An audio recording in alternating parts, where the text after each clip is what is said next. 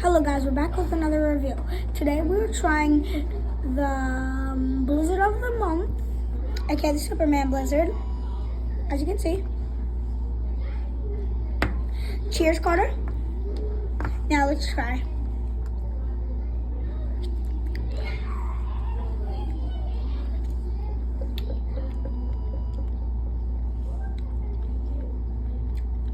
Pretty good. Yeah. The base is cotton candy, and it also has some cookie dough in it. And some rainbow sprinkles. So if you are ever near a Dairy Queen, try it. Bye guys!